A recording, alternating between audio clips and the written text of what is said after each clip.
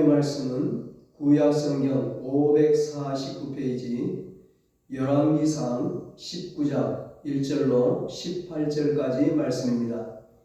본문을 한번 읽고 말씀을 들으시면 감사하겠습니다. 이 시간 예배드리는 여러분들을 하나님께서 사랑의 손길로 어루만져 주시기를 주님의 이름으로 축복합니다. 오늘은 흔들림 없는 신앙이 승리합니다. 이런 제목으로 함께 은혜를 나누겠습니다. 우리가 신앙생활하면서 흔히 착각하는 한 가지가 있습니다. 그것은 성경에 등장하는 위대한 인물들은 도저히 우리가 따라잡을 수 없는 특별한 사람들이라는 생각입니다. 그런데 이것은 한마디로 착각입니다. 이런 착각 때문에 어쩌면 우리 신앙에 적지 않은 손해를 보는지도 모릅니다. 예를 들어 어떤 어려운 상황에 부딪히면 그들이라면 가능하겠지만 우리는 안 된다고 단정하고 지레 포기하고 물러서 버리는 것입니다. 그런데 사실은 그렇지 않습니다. 그들이나 우리나 다 같은 사람입니다. 오늘 본문에 나오는 엘리야만 해도 그렇습니다. 엘리야 하면 구약 성경에서 가장 위대한 인물 중 하나죠. 예수님도 구약 인물들 중 대표적인 두 사람을 모세와 엘리야로 꼽으셨습니다. 그 정도로 엘리야는 대단한 인물이었습니다. 하지만 성경을 자세히 보면 중요한 사실을 발견하게 됩니다. 엘리야 자신이 위대한 게 아니라 그와 함께 해주신 하나님이 위대하다는 사실입니다. 성경의 모든 인물들도 마찬가지입니다. 인간 자신은 아무것도 아닙니다. 위대하신 하나님을 의지하는 만큼 위대할 뿐입니다. 그래서 야고보서 5장 17절은 뭐라고 증거합니까? 엘리야는 우리와 성정이 같은 사람이로되. 무슨 말인가요? 엘리야나 우리나 비슷한 사람이라는 겁니다. 엘리야도 우리처럼 연약한 한 인간에 불과하다는 겁니다. 우리처럼 엘리야도 방황하고 의심하고 신앙이 흔들릴 때도 있었다는 것입니다. 다만 엘리야가 하나님을 굳게 의지하고 기도한 결과 놀라운 기적을 행할 수 있었던 것입니다. 그렇다면 우리에게 과연 무엇이 중요하겠습니까? 낙심도 교만도 금물입니다. 우리의 삶에 찾아오는 어려움 때문에 낙심할 필요가 없습니다. 어차피 능력은 나에게 있는 게 아니라 하나님에게 있기 때문입니다. 하나님을 의지하면 됩니다. 반대로 형통한 가운데 있다고 교만해서도 안 됩니다. 내가 잘나서 형통한 게 아닙니다. 하나님이 도와주시지 않으면 금세 무너집니다. 그래서 바울은 고린도전서 10장 12절에서 이렇게 경고합니다. 그런즉 선줄로 생각하는 자는 넘어질까 조심하라. 자만심은 우리 인생에 유익이 되지 않는다는 겁니다. 그러니까 중요한 것은 오직 하나님을 향한 분명한 믿음, 즉 확신입니다. 확신이 있는 만큼 승리할 수 있습니다. 엘리야도 마찬가지였습니다. 엘리야에게 확신이 있을 때는 당당히 승리했습니다. 하지만 확신이 사라질 때면 여지없이 패배하고 말았습니다. 그러므로 우리에게 확신, 그 중에서도 흔들림 없는 확신이 중요합니다. 그럴 때 우리 인생이 연속적인 승리로 이어질 수 있습니다. 엘리야는 BC 9세기에 활동하던 북이스라엘 왕국의 선지자입니다. 그 당시 왕은 아합이었는데 이스라엘 역사상 가장 포악한 왕입니다. 이방 나라 시돈의 공주였던 그의 아내 이세벨 또한 아주 사악한 악녀였습니다. 아합과 이세벨 이 둘이 정치적인 이유로 정략 결혼을 한 겁니다. 이 이세벨이 시집 올 때 바알과 아세라 우상을 가지고 온 거예요. 많은 바알과 아세라를 섬기는 선지자들도 함께 데리고 왔습니다. 결국 왕궁부터 우상 숭배로 물들더니 온 나라가 우상 숭배에 빠졌습니다. 그 모습을 보고 하나님께서 진노하셨고 3년 반 동안 비를 내려주시지 않았습니다. 바로 이때 엘리야가 바알과 아세라 선지자들에게 먼저 결투를 신청합니다. 엘리야 한 사람과 바알과 아세라 선지자 850명과 영적 대결이 펼쳐지는데 여기서 엘리야가 통쾌하게 승리합니다. 그때 엘리야가 얼마나 당당했는지 본문전에 18장을 보면 그것을 확인할 수 있습니다. 그 당당함은 인간적인 자신감이 아니었습니다. 하나님을 의지하는 신앙의 확신이었습니다. 18장 22절입니다. 엘리야가 백성에게 이르되 여호와의 선지자는 나만 홀로 나왔으니 바알의 선지자는 450명이로다. 450명이 덤벼도 괜찮다는 겁니다. 왜냐하면 여호와 하나님이 참신이고 반드시 하나님께서 승리를 주실 것을 확신했기 때문입니다.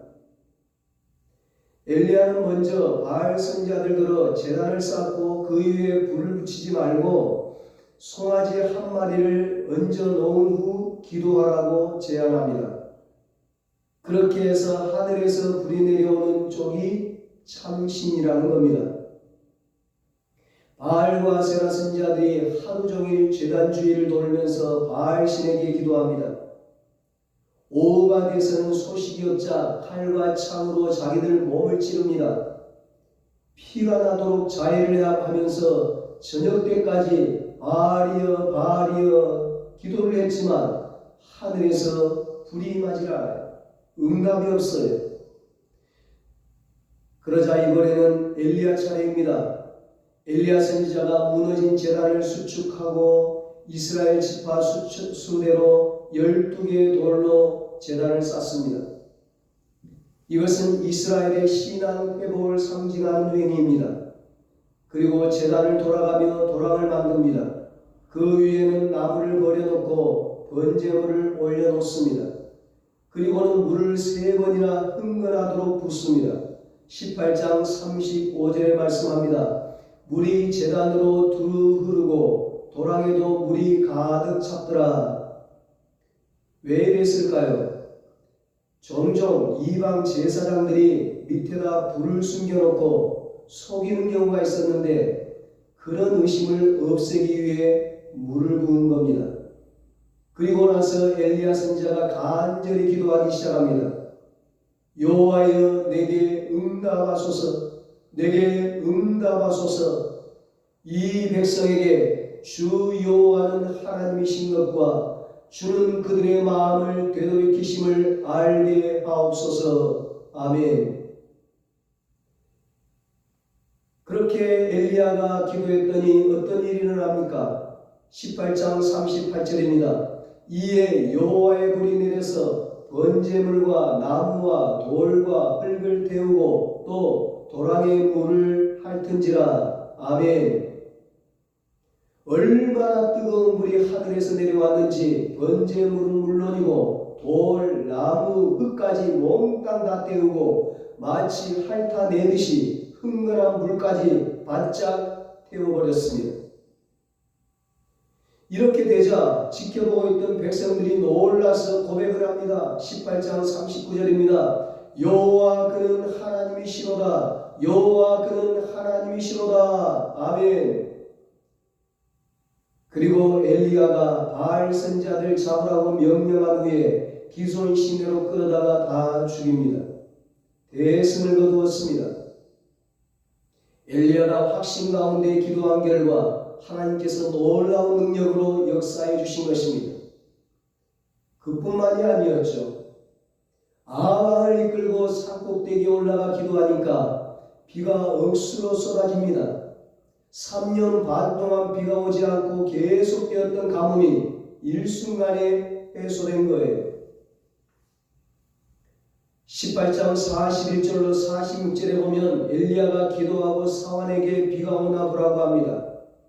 그리고 7번 되풀이한 후에 작은 조각구름이 보이더니 큰 비가 내립니다. 엘리야가 아합에게 이르되 올라가서 먹고 마시소서, 큰 비의 소리가 있나이다. 아멘. 엘리야가 얼마나 당당하게 큰 소리를 칩니까? 확신에서 나온 고백입니다. 만일 비가 온다고 큰 소리 쳤는데도 비가 오지 않는다면 상황이 역전됩니다. 엘리야가 역적으로 몰려서 죽임을 당할 게 뻔합니다. 그런데도 그렇게 큰 소리를 친 것은 그만큼 굳센 확신이 있었다는 것입니다. 눈꽃만큼의 의심도 없이 확신 가운데 기도했던 엘리야에게 하나님이 큰 비로 응답해 주셨습니다. 18장만 보면 정말 놀랍습니다. 엘리야가 얼마나 위대해 보이는지 모릅니다. 그런데 그 다음 19장을 보면 전혀 뜻밖의 장면이 나옵니다. 낙심에 빠진 엘리야의 모습입니다. 육적으로 영적으로 침체에 빠진 실망스러운 모습입니다. 아니, 이럴 수가 있나 의아할 정도입니다. 너무나 안타까운 모습이에요. 그 모습은 위대한 선지자의 모습이 아니라 연약하기 짝이 없는 한 일개 인간의 모습입니다. 하지만 이것은 엄연히 그의 모습입니다. 어쩌면 이게 엘리야의 본래 모습인지도 모릅니다. 여러분 기억하시기 바랍니다. 인간이 위대한 게 아니라 하나님이 위대한 겁니다. 하나님이 함께하지 않으면 인간은 아무것도 아닙니다. 엘리야도 그 누구도 마찬가지입니다. 19장에 보면 아방의 아내 이세벨이 바알 선지자들이 죽임을 당했다는 소식을 듣고 이를 부득부득합니다. 그리고 사람을 보내서 엘리야를 죽이겠다고 협박합니다. 내일 이맘때까지 내가 너를 반드시 죽일 것이다. 2절에 말씀합니다. 최후 통첩을 한 거예요. 그러자 엘리야의 반응이 어떻습니까? 3절 4절입니다. 그가 이 형편을 보고 일어나 자기의 생명을 위해 도망하여 유다에 속한 브엘세바에 이르러 자기의 사활을 그곳에 머물게 하고 자기 자신은 광야로 들어가 하룻길쯤 가서 한 로뎀나무 아래에 앉아서 자기가 죽기를 원하여 이르되 여호와여 넉넉하오니 지금 내 생명을 거두시옵소서. 나는 내 조상들보다 낫지 못하니이다 하고 이세벨이 자신을 죽인다는 말을 듣고 엘리야가 두려워 떨며 이스라엘에서 브엘세바까지 도망갑니다. 이스라엘은 북이스라엘의 성읍이고 브엘세바는 남유다의 최남단에 위치한 성읍입니다. 도망갈 수 있는 만큼 최대한 멀리 도망간 겁니다. 그 거리가 약 140km나 됩니다. 사왕과 헤어진 후에 더 멀리 도망갑니다. 4절에 광야로 들어가 하룻길쯤 가서 말씀합니다. 하룻길은 대개 30km쯤 되는 거리입니다. 그때 엘리야가 얼마나 두려워했는지 짐작이 갑니다. 엘리야는 그렇게 멀리 도망간 후 한 로뎀나무 아래 쭈그리고 앉았습니다. 그리고 어떻게 합니까? 이제는 차라리 죽고 싶다고 하나님 앞에 투정을 부립니다. 기가 막힐 일입니다. 이것이 연약한 인간의 본래 모습입니다. 그렇습니다. 지금까지 놀라운 기적을 행한 것은 엘리야 자신이 아닙니다. 기적은 인간 자신에게 있는 게 아닙니다. 하나님을 의지하고 확신 가운데 주시는 하나님의 선물입니다. 여기서 참 감사한 게 있습니다. 엘리야가 이렇게 형편없이 흔들리고 있을 때 그 모습을 보신 하나님의 반응입니다.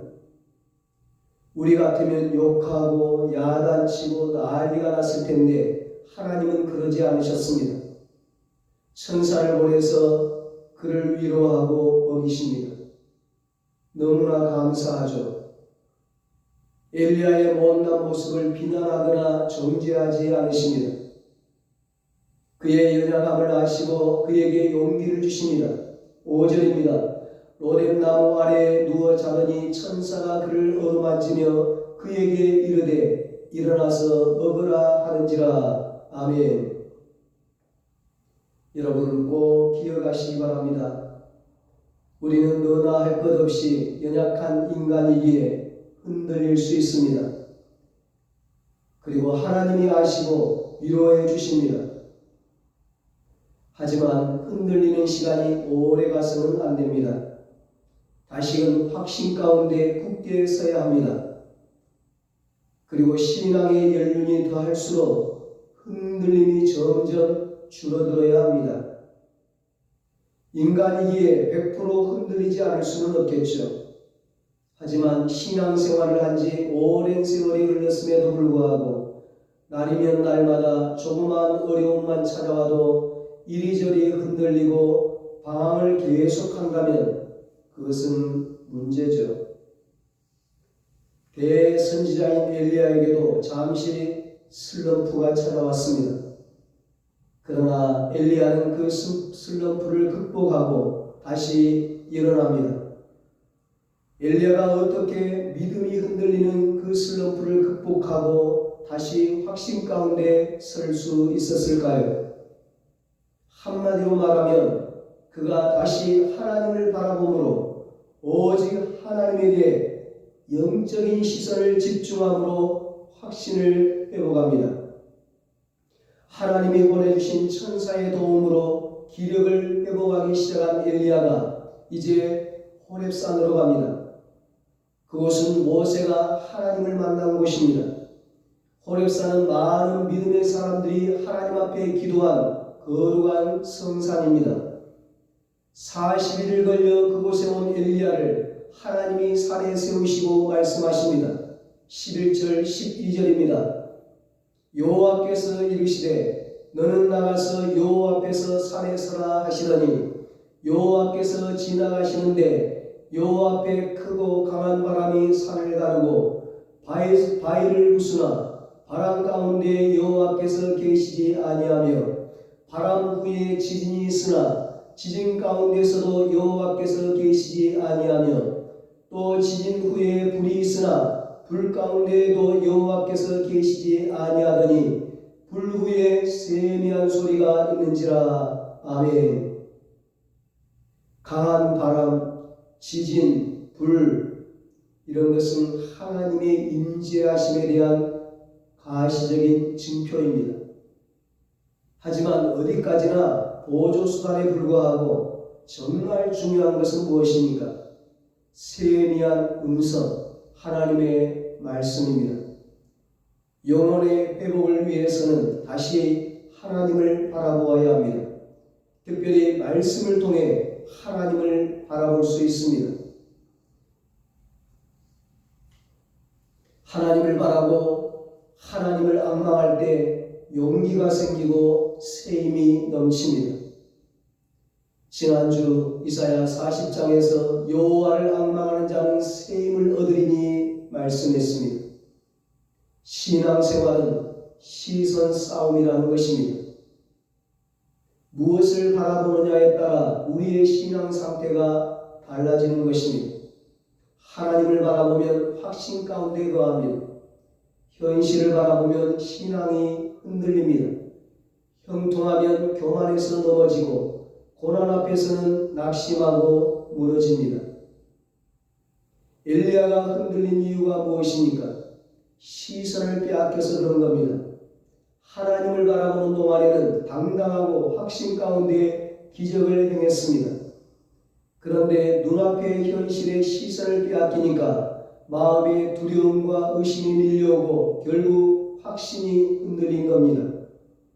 이것은 공식입니다. 하나님을 바라보면 승리, 세상을 바라보면 실패.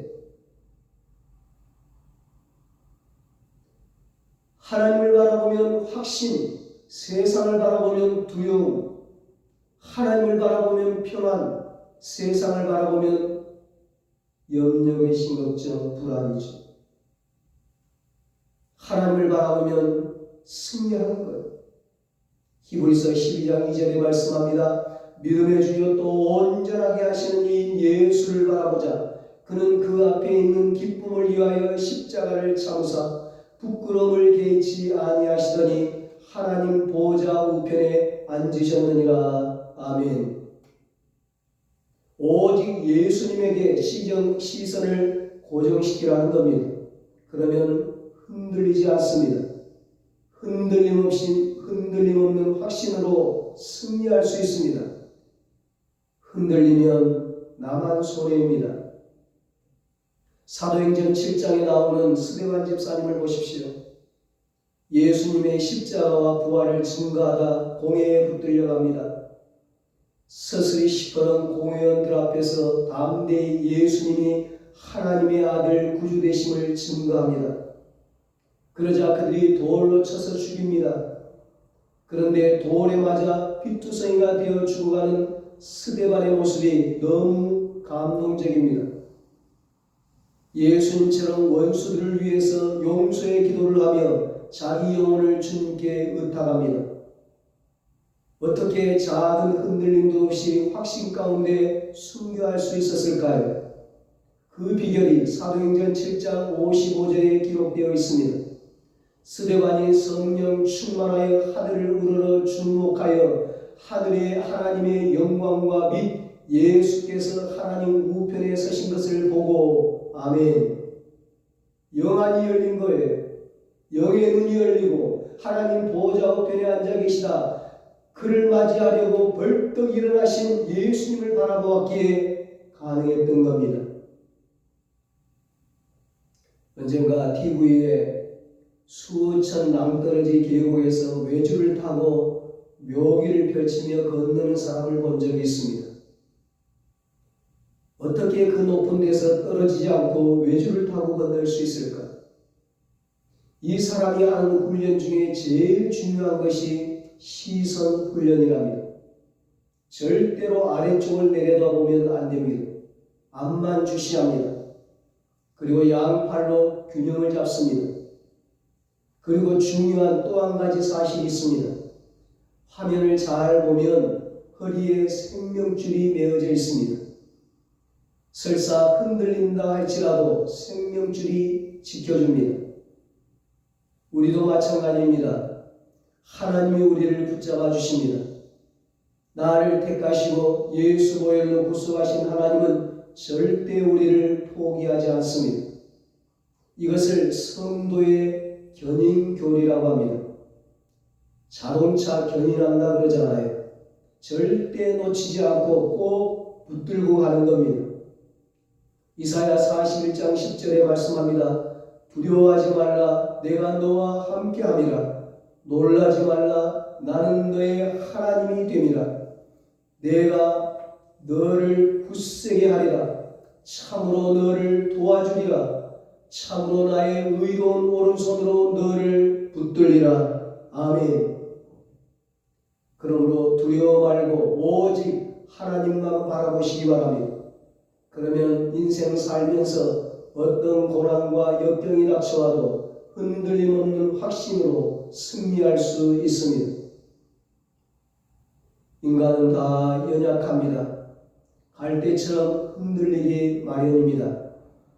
나만 그런 게 아닙니다. 하지만 마냥 흔들리기만 하는 게 아닙니다. 하나님을 바라봄으로 그 흔들림을 극복하고 확신 가운데 승리하는 사람들이 얼마나 많은지 모릅니다. 하나님이 엘리야를 격려하며 하신 말씀이 바로 그런 겁니다. 18절 말씀입니다. 그러나 내가 이스라엘 가운데 7,000명을 남기리니 다 바알에게 무릎을 꿇지 아니하고 다 바알에게 입맞추지 아니한 자니라. 아멘. 남은 자 7,000이 있다는 겁니다. 극한 고난 가운데 있지만 흔들림 없는 확신을 가지고 당당히 살아가는 사람들이 곳곳에 있다는 겁니다. 나만 혼자 어려운 것처럼 낙심에 빠지지 말라는 것입니다.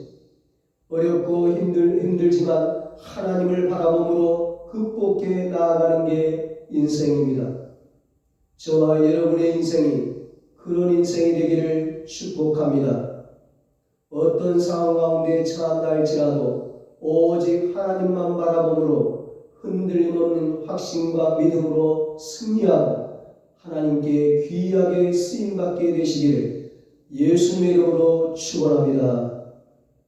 기도하겠습니다. 하나님 아버지, 세상 살아가면서 여러 가지 현실의 문제 때문에 하나님 아버지, 때로는 우리가 낙심할 때가 있습니다. 힘을 잃을 때가 있습니다. 절망할 때가 있습니다. 하나님, 그러나 어떤 상황 가운데 처한다 할지라도 우리의 시선이 오직 하나님을 향하게 하여 주시옵소서. 오직 하나님만 바라봄으로 흔들림 없는 확신과 믿음으로 승리하고 하나님 앞에 귀하게 쓰임받게 하여 주시옵소서.